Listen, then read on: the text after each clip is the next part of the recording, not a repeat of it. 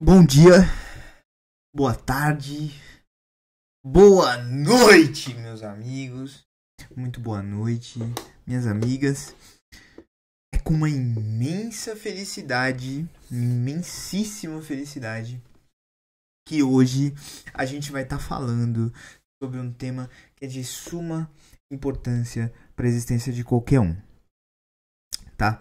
Na verdade, não é de suma importância para a existência de qualquer um. Eu queria recomeçar aqui esse nosso seminário falando o seguinte, falando que esse tema, ele na verdade ele é uma direção, um direcionamento principalmente para todo mundo que tentar mergulhar dentro daquilo que é a saúde mental, tá? E qual é o tema? Eu acho que vocês já devem ter entrado no vídeo, vocês já devem ter entrado aqui na nossa palestra, aqui no nosso seminário. E vocês já devem ter visto que o nome do tema, o nome da palestra, o nome do seminário é A Estrutura. A Estrutura. E por que a estrutura? Bom, primeiramente é importante dizer que a estrutura é um elemento fundante da nossa vida em geral, tá? Então, o que acontece é que a forma como a experiência nos advém define como a gente vai absorver essa experiência. O nome dessa forma que advém a nós é estrutura. Então, quando a gente avalia a estrutura, a gente avalia, num ponto de vista fenomenológico, principalmente como a experiência acomete o sujeito, certo? E aí é evidente que a estrutura ela acaba tendo uma série de condições de possibilidade. E são nessas condições de possibilidade da estrutura que a gente consegue avaliar ou que a gente consegue discernir o que é o normal do que é o patológico.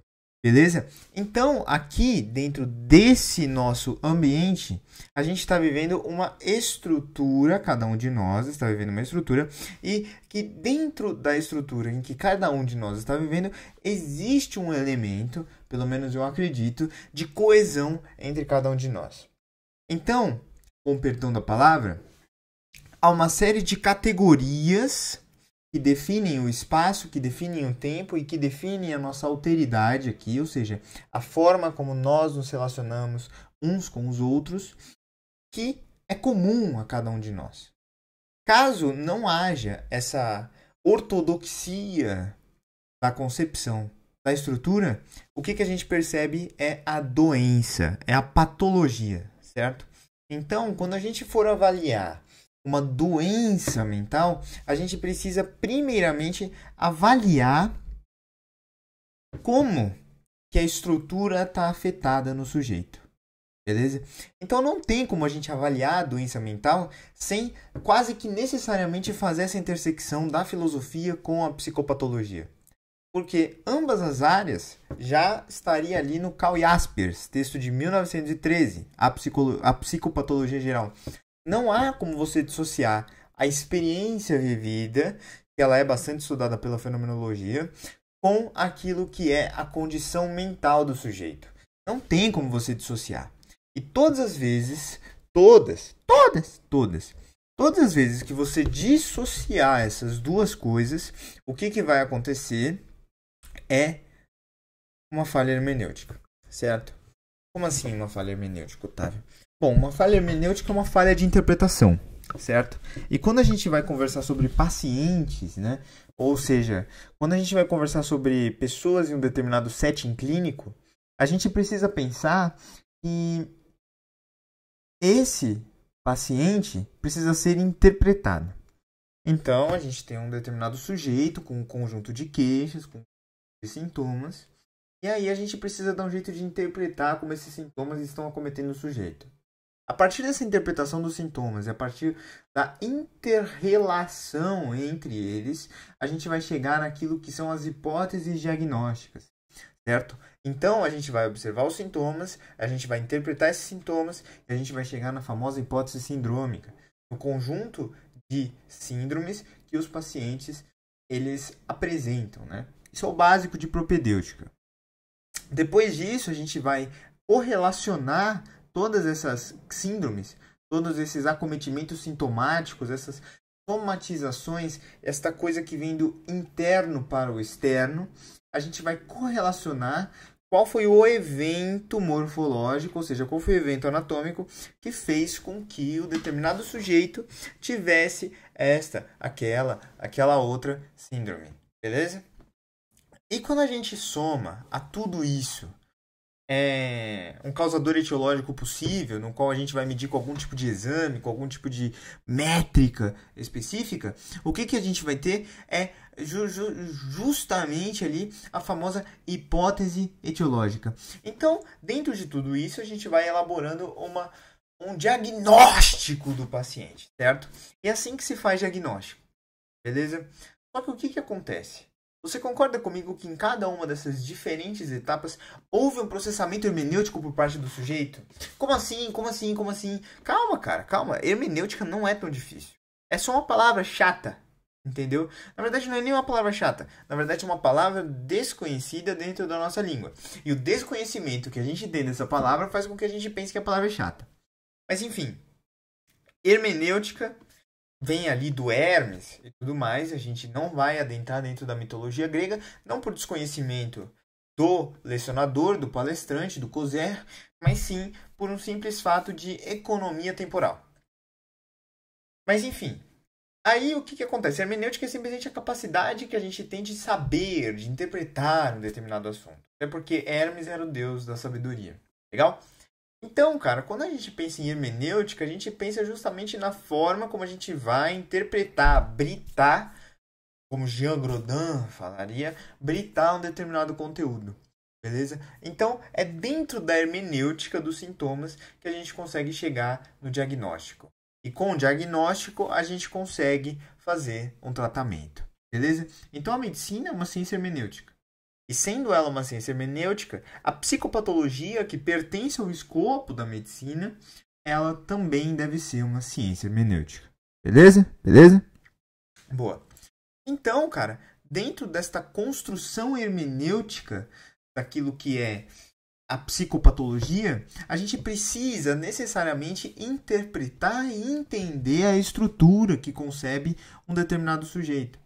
Porque sem conseguir interpretar, sem conceber a estrutura que impinge um determinado sujeito a procurar um serviço médico ou a ser internado em determinado serviço médico, ou enfim, a procurar um psicoterapeuta, que seja, ela deve ser considerada. Porque no momento em que a gente desconsidera esta estrutura, a gente está diminuindo o sujeito àquilo que é meramente pueril na sua prática. Na verdade, você diminui o sujeito à condição de um receptáculo bioquímico. Você diminui o sujeito à condição de um receptáculo receptor de conselho. Ou seja, o que acontece é que o paciente fica reduzido dentro de uma experiência clínica sem que haja ali um processamento hermenêutico daquilo que ele fala. Certo? E como é que se faz esse processamento hermenêutico? Quais são as ferramentas que a gente tem que usar dentro da psiquiatria ou dentro da psicologia, e essa distinção é ridícula, para que a gente consiga chegar dentro de um ambiente hermenêutico capaz de solucionar o problema, ou na verdade capaz de compreender o sujeito, compreender a condição que o sujeito advém a você, e a partir disso você fazer ali um caminho clínico sustentável. A condição para que a gente consiga aprender tudo isso tem nome, sobrenome e endereço. O nome dela é fenomenologia, o sobrenome dela é... Não tem sobrenome, e o endereço dela remonta ali à Europa, certo? A Europa tem várias pessoas, tem vários sujeitos, Edmund Husserl, Heidegger, Merleau-Ponty, toda essa galera aí da Alemanha, da França, etc., que construiu o processamento hermenêutico, vai permitir com que você consiga chegar naquilo que é o núcleo da doença mental, certo? Mas é claro que essas pessoas elas permitiram, tá aí o núcleo, mas depois algumas outras fizeram com que essa doença fosse aplicável, na verdade essa metodologia fosse aplicável a um setting clínico. Quem foi? Foi principalmente a galera da psicopatologia fenomenológica. Exemplo, Ludwig Binswanger, Medard Boss, certo? Eugene Minkowski, Wolfgang Blankenburg. Então, estas pessoas fizeram com que a psicopatologia fenomenológica fosse se desenvolvendo enquanto ciência. Legal, legal. Entendi. E aí, cara, o que acontece? A partir da compreensão do que esses autores pensavam, a gente vai ter ali o desenvolvimento da noção de estrutura. Legal? Bom, vamos começar então. O que é a estrutura, né? O que é a estrutura? Eu já falei para vocês, certo? Para que a gente consiga entender a estrutura, a gente primeiro precisa entender mais ou menos o que é a noção de Lebenswelt, certo? Que está ali nos textos de lógica, nas investigações lógicas do Russell, certo? Bom, o que é o Lebenswelt? O Lebenswelt é a noção do mundo vivido. Como assim noção do mundo vivido? Bom, a noção do mundo vivido é como os sujeitos, certo? Como os sujeitos, eles são apresentados ao mundo pelo mundo. Então o sujeito, ele consegue simplesmente, por existir no mundo, perceber uma estrutura de mundo que ela é anterior a qualquer reflexão dele. O nome dessa estrutura de mundo que é anterior a qualquer reflexão do sujeito é o mundo vivido. Beleza? E como é que funciona esse mundo vivido praticamente, né? Em termos que são menos filosóficos, para que a gente consiga compreender de forma mais clara esse conceito. O mundo vivido, ele é simplesmente a percepção que um determinado indivíduo tem daquilo que é o mundo. Ou seja, a percepção dele mesmo no mundo, a percepção de que existe um outro no mundo e a percepção de que o mundo existe. Essa estrutura, essa percepção, ela é pré-reflexiva, porque o sujeito está inserido dentro de uma estrutura de mundo que é compatível com aquilo que é a sua existência. Beleza? E aí, cara, o que acontece é o seguinte. Quando a gente tem alterações radicais desse mundo vivido, é aí que a gente vai ter a psicopatologia. É aí que a gente vai ter as estruturas psicóticas. Por quê? Porque a ruptura radical com esse mundo pré-reflexivo faz com que o sujeito seja apresentado ao mundo de uma forma distinta. O exemplo é o esquizofrênico que está ali escutando as vozes. No momento em que o esquizofrênico está ali escutando uma voz, o mundo vivido dele tem uma construção que o mundo vivido das outras pessoas não tem, que é justamente a adição dessas vozes. Essas vozes existem, são reais, por isso que elas se apresentam distintamente no horizonte de existência do sujeito. Não à toa, as doenças que nem as esquizofrenias, elas são doenças de tipo processo patológico. Por quê? Porque vamos pensar o seguinte, né? Quando a gente tem, olha aqui, ó, deixa eu aumentar aqui para vocês estão vendo, olha que bonitinho, meu Deus do céu, olha que bonitinho. Eu vou desenhar aqui para vocês, vou sumir um instante, porque, enfim, o centro é a ideia, não o emissor. Ó, o que acontece? O que é uma doença de tipo processo patológico? Peraí.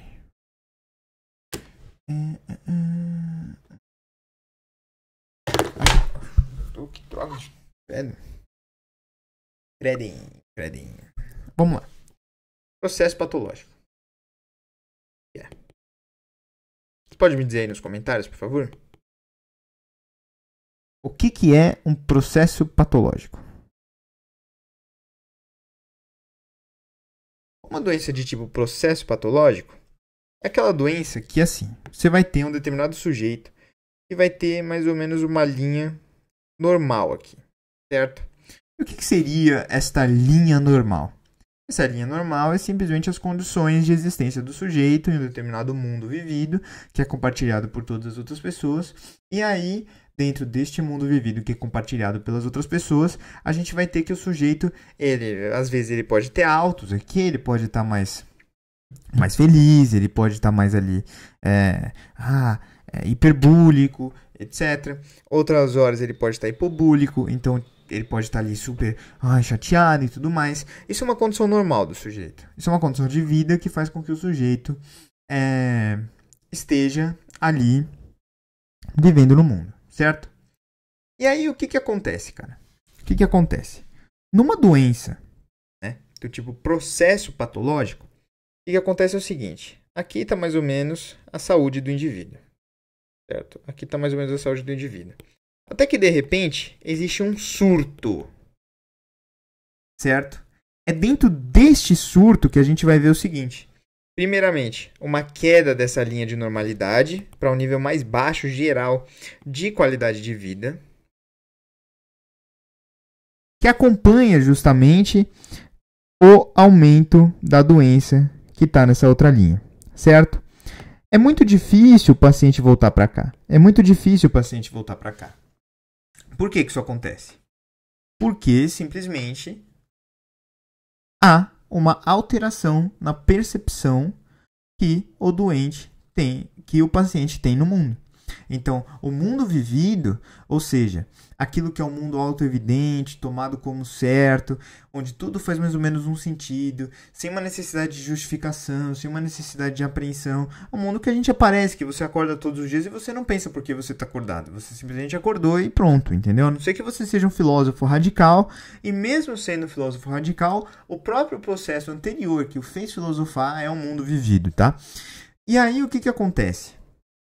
Dentro desses significados encarnados, dentro desses significados totais, a gente vai ter que a experiência desse sujeito mudou. Ela mudou totalmente, certinho? Então houve uma alteração radical do mundo vivido do sujeito. E o que está em jogo aqui é que o horizonte de sentido, no qual o mundo se revela como confiável, como compartilhado, como habitável, porque simplesmente foi apresentado ao sujeito de uma forma do nada, ex nihilo, ele mudou. E aí o que acontece é que o surto geralmente vem acompanhado por um processo de retroalimentação de outros surtos, porque a percepção do paciente sobre o mundo mudou. Então você tem uma mudança, uma ruptura estrutural daquilo que é o horizonte de existência do sujeito. É por isso que é tão difícil retroceder em doenças de tipo processo patológico. Simplesmente pelo fato de que doenças de tipo processo patológico, elas são doenças que são desencadeadas por um surto e o paciente perdeu totalmente a âncora com a realidade. Uou! Isso é bem pesado, isso é bem profundo, isso é bem fundamental e isso faz com que a gente tenha aqui a construção, né? Isso faz com que a gente tenha aqui a construção do que é a psicopatologia fenomenológica. É a partir desse tipo de conceito que a gente vai ter uma determinada forma de interpretar o paciente. Legal. Boa? Beleza, então. Então, a partir de agora, a gente pode entrar de fato naquilo que é a noção de estrutura, certo? Depois de 18 minutos de palestra, que a gente finalmente vai entrar na noção de estrutura. É importante que você tenha todas essas coisas bem estabelecidas, tá? É importante que você tenha a hermenêutica como importância clínica, não apenas do psiquiatra, não apenas do psicólogo, mas do médico, tá? Do agente da saúde, do enfermeiro, enfim, de qualquer pessoa, porque você precisa saber ler, interpretar, coligir e concatenar as informações. Sem essa leitura, sem essa interpretação, sem essa colisão de informações, o que a gente tem é nada. É nada. Nada e nada. Beleza? Sem tudo isso acontecendo, sem todos esse processo hermenêutico acontecendo, o que a gente tem é a completa dissolução da prática clínica. A prática clínica vira uma prática desumana, objetivada, positivista, como quer que você queira chamá-la. Tá bom? Bom, depois disso, até aqui, antes da noção de estrutura, você precisa saber que a fenomenologia é o fundamento da psicopatologia fenomenológica e juntamente com a fenomenologia nasceu essa ciência. Então, na minha concepção, não tem como você entender e interpretar a doença mental sem que você entenda o fenômeno pelo qual o mundo se aparece ao sujeito e pelo qual o sujeito apreende esse mundo. Ah, mas como é que você faz para medicalizar? Como é que você faz para tratar? Certo? Bom, o tratamento ele não vai mudar muito. Vai mudar a direção da terapia e vai mudar também a atuação na verdade, vai mudar a intenção do fármaco, certo? Então, assim, quando a gente pensa, o fármaco, não sei o quê. Por que isso acontece? Claro que existe uma ordem neurobiológica na doença mental. Muitas doenças mentais, elas apresentam quadros prototípicos, certo? Não é o quadro prototípico de diminuição na serotonina, mas sim é um quadro prototípico de uma... Na verdade, que você pode simplesmente estimular ali a produção de mais serotonina. A produção não, né? Mas sim a recaptação de serotonina pela fenda sináptica. E aí, quando você permite essa recaptação maior de serotonina ali pelo terminal axônico do neurônio, o que você permite é que haja mais transmissão de serotonina e que tenha mais serotonina dentro dos neurônios, tá? E aí, quando você vai lá e você tem mais serotonina dentro dos neurônios, o que você tem é ali um aumento da sensação de euforia, ali um aumento de várias sensações que são benéficas e que atuam, de fato, nos sistemas mesocorticais. Porém, o que acontece é que, assim, isso não vai mudar, tá? Isso não vai mudar, são mecanismos de conhecimento. Mas, agregado a isso, no que tange a perspectiva clínica, que o DSM não compensa, o DSM não conlui, a psicopatologia fenomenológica é fundamental. E para que você consiga tratar o sujeito, para que você consiga adentrar dentro da psicopatologia, é necessário, ou melhor, é fulcral, repitam comigo, é fulcral, e você compreenda o fenômeno, que você compreenda aquilo que é a existência vivida do sujeito. Depois disso, a gente vai para o quê? Para o terceiro elemento que eu comentei até aqui dentro dessa nossa introduçãozinha, que é a noção de mundo vivido, certo? Que é justamente aquela condição pré-reflexiva ao qual o sujeito é apresentado ao mundo. Beleza? E aí eu dei o exemplo aqui de uma doença do tipo processo patológico, como a esquizofrenia, como os transtornos esquizoides, como, enfim, como uma neurastenia qualquer. E aí, cara, é uma hebefrenia, enfim, esses transtornos ditos psicóticos, né?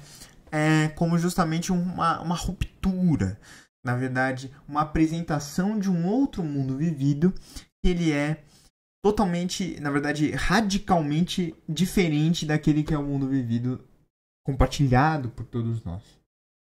Legal? E aí, justamente por esse mundo vivido ser compartilhado por todos nós, a gente vai ter ali uma certa anormalidade, a gente vai ter ali uma certa condição de diferenciação de sentido que faz com que o doente vá piorando, que o doente não volte do surto, que um monte de coisa aconteça. Enfim, tudo que vocês conhecem mais ou menos ou já ouviram falar sobre a esquizofrenia, tá? Por exemplo, sobre esse tipo de doença, esse processo patológico. Então agora a gente vai entrar na noção de estrutura. E eu já disse para vocês que é a forma como a experiência se dá para o sujeito. É isso que é a estrutura, tá? Então a estrutura, ela já compõe uma unidade reflexiva no sujeito. Porque não é só o mundo vivido que faz com que o sujeito atue, mas sim a forma como este mundo vivido se apresenta ao sujeito e como esse determinado sujeito, ele acaba, de certa maneira, construindo um sentido. Certo? Muitas vezes esse sentido ele é acoplado ao sentido dos outros. Muitas vezes essa percepção do ser no mundo ela é acoplada por uma percepção do ser para o outro, usando uma linguagem heideggeriana aqui. Então, no momento em que você se percebe no mundo e no momento em que você vai lá e você começa simplesmente a se relacionar com o tempo, com o espaço, com o corpo, com o outro e etc. E o outro também começa a se relacionar com o tempo, com o espaço, com o corpo, com o outro. E dentro dessa experiência aprendida, dentro dessa estrutura, dentro dessa forma como a experiência está sendo aprendida e interpretada, você consegue reparar que há unidade de sentidos. Então, a estrutura é fundamental para que o sujeito se posicione no mundo. A estrutura é fundamental para que você consiga diagnosticar uma desproporção entre a posição do sujeito no mundo e a própria posição do mundo. Isso é muito absurdo para vocês? Realmente? Isso é tão absurdo assim? Isso não é tão absurdo. Isso faz muito sentido, cara. Isso faz muito sentido. É muito difícil você, assim, você realmente, assim, tentar cancelar a psicopatologia fenomenológica. Simplesmente pelo fato, cara, de que não tem... simplesmente pelo fato de que a construção do sujeito no mundo faz com que você consiga diferenciar aquele sujeito que ele é desconstruído do mundo, certo? Faz sentido para vocês? Eu acredito que deva fazer algum tipo de sentido. Tá? E assim, depois disso, né? A partir dessa noção de estrutura, certo? A partir dessa noção de estrutura, você pode depois começar a analisar algumas coisas que concernem a estrutura. Para isso, Blankenburg conceitua uma noção chamada de descompensação antropológica. O que é a descompensação antropológica? Bom, a descompensação antropológica ela é justamente a ruptura da estrutura. Ou seja, ela é justamente a ruptura da relação que o eu tem com o mundo. Então, o mundo vivido se apresenta ao sujeito. O mundo vivido a esse sujeito tem alguma alteração. Esse indivíduo, ele interpreta o mundo vivido de uma forma diferente. Então, vai haver uma ruptura estrutural. Certo? Então, dentro dessa ruptura estrutural, dentro dessa ruptura entre o eu e o mundo compartilhado, vivido por todos, etc., você vai ter aquilo que é a descompensação antropológica, certo? Então, cara, o mundo ele deixa de fazer sentido para esse paciente. Quando há uma lesão estrutural, o mundo vai se perdendo. O mundo vai se perdendo, o mundo levita o paciente. Levita o paciente. O paciente não vive mais o mundo.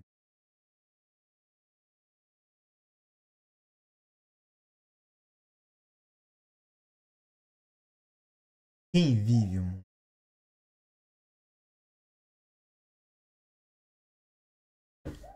Então é dentro dessa perda de naturalidade que a gente vai ter a lesão estrutural, que a gente vai ter a descompensação antropológica, certo? E aí, cara, quando o paciente não consegue, portanto, mais tomar o mundo como óbvio, ou seja, quando o mundo vivido do paciente, ele não é mais aquele mesmo mundo vivido deste processo aqui, ó. Olha aí em cima, aqui em cima, olha aqui em cima. Antes desse processo aqui. O que acontece é o seguinte, isso aqui, ó, é a evidência natural, cara. Ou seja, quando o fenômeno de existência do paciente, ou seja, a condição clínica dele, nesse caso aqui ele estava, por exemplo, saudável, ela se articula com aquilo que é a condição do mundo vivido, certo? Então o mundo, como ele se apresenta para ele, faz sentido para o paciente porque ele compartilha esse mundo e essa temporalidade, essa experiência com todos os outros. E aí, cara, a partir de um determinado momento chamado surto, o que acontece é que há uma perda da evidência natural. E é isso que o Blankenburg fala, chama, né, de perda da evidência natural. É um momento em que há uma diminuição do sentido do mundo, certo? Ou melhor, uma... Como eu posso dizer? É justamente uma perda da obviedade do mundo. Uma perda da forma como o mundo se apresenta para ele. Legal? É isso aí. Muito bom, muito bom, muito bom. Certo? E aí eu queria abrir um pouquinho sobre outras condições clínicas dentro dessa... Né? Outras descompensações antropológicas que são menos vorazes do que a esquizofrenia. Que são menos vorazes do que processos patológicos do tipo... Certo? Eu gostaria de abrir para vocês. Só vou tomar uma água. Porque dentro dessa estrutura o meu corpo ele emana uma vontade de água, uma necessidade fisiológica. Então, uma certa desidratação, uma certa hiperosmolaridade fez com que o meu tronco encefálico enviasse ali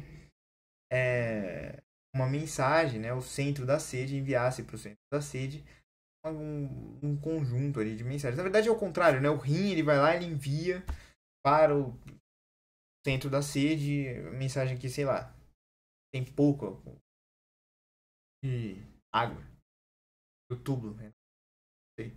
Será que é isso? Depois a gente vê. Não importa.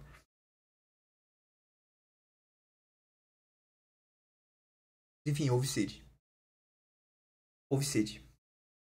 Se houve sede, houve resposta biológica. Se houve resposta biológica, houve, de certa maneira, uma articulação entre a minha estrutura, a minha vida aqui, e aquilo que é a forma e a funcionalidade do meu corpo.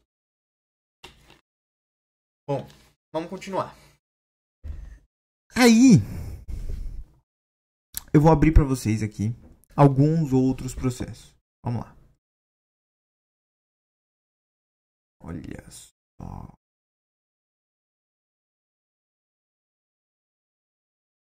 Bom,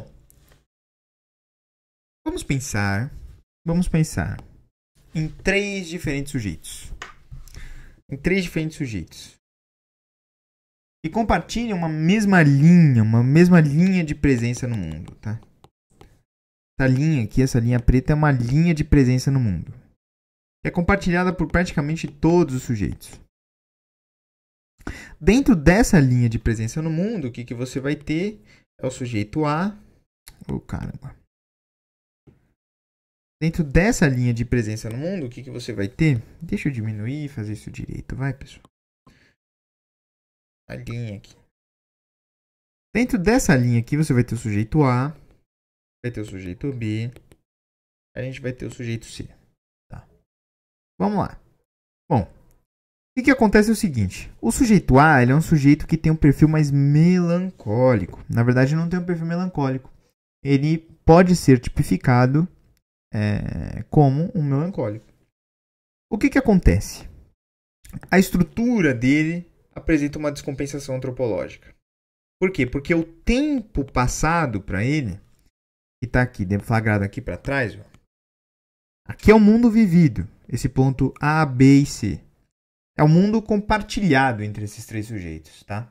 Então, como ele é um mundo compartilhado entre esses três sujeitos, a princípio, à medida que é óbvio que o tempo é o tempo, que a chuva é a chuva, que eu sou eu e que você é você e que você me escuta e que eu te escuto, a gente tem aqui uma vivicidade compartilhada, certo? Então a gente tem uma capacidade de viver em um determinado presente de uma forma compartilhada.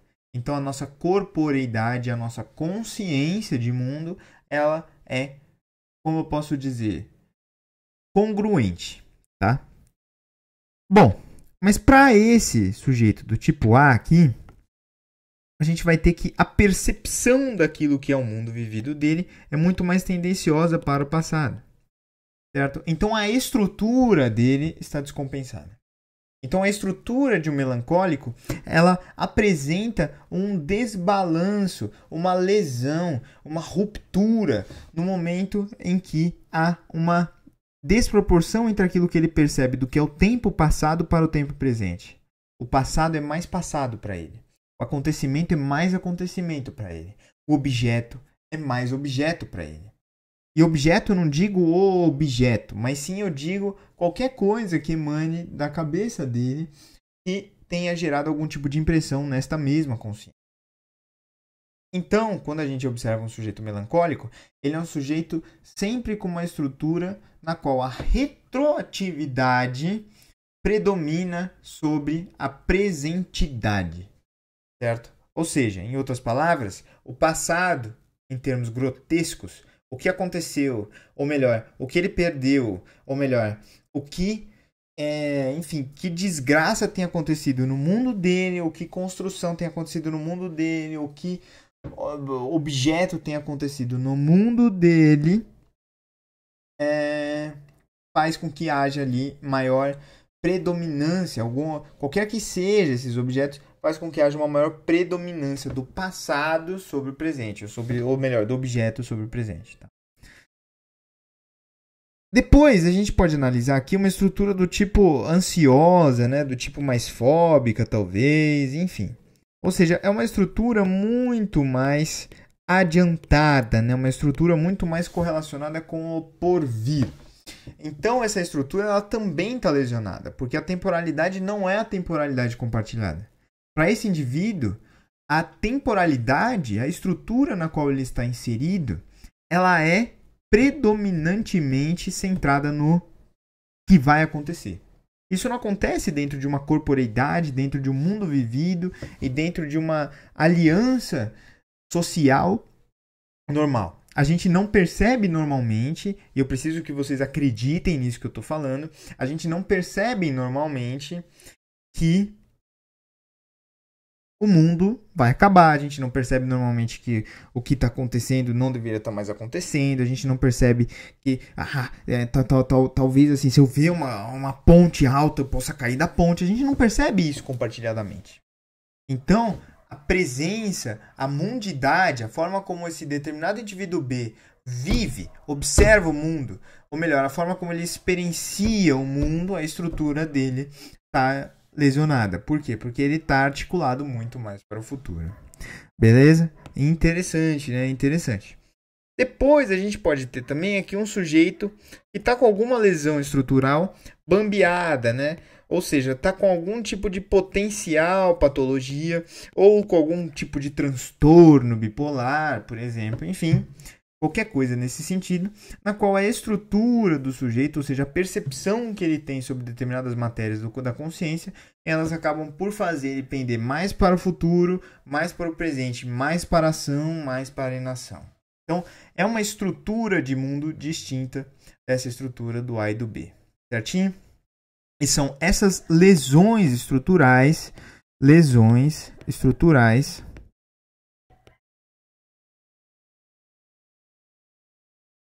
que compõem o núcleo da psicopatologia fenomenológica, tá bom?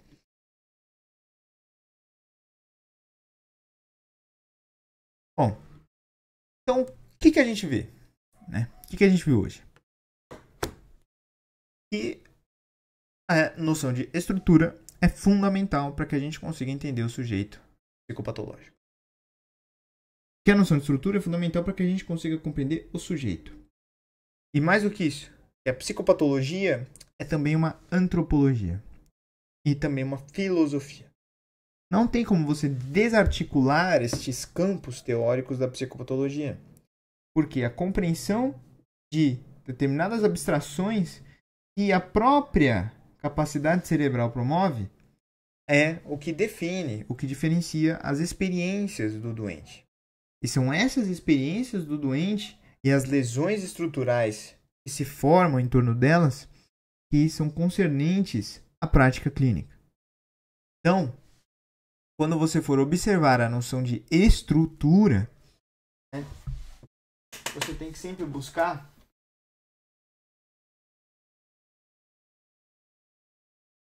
o que se ausenta nela, o que aparece demais. Beleza? É isso. Gostaria de agradecer a todos aqui pela atenção. Meu tempo estourou aqui, né? Tinha pensado em fazer 30 minutos apenas. Acabou estourando 10 minutinhos. Mas é isso. Obrigadão. Tenha uma boa noite, tenha um bom dia. Tchau, tchau!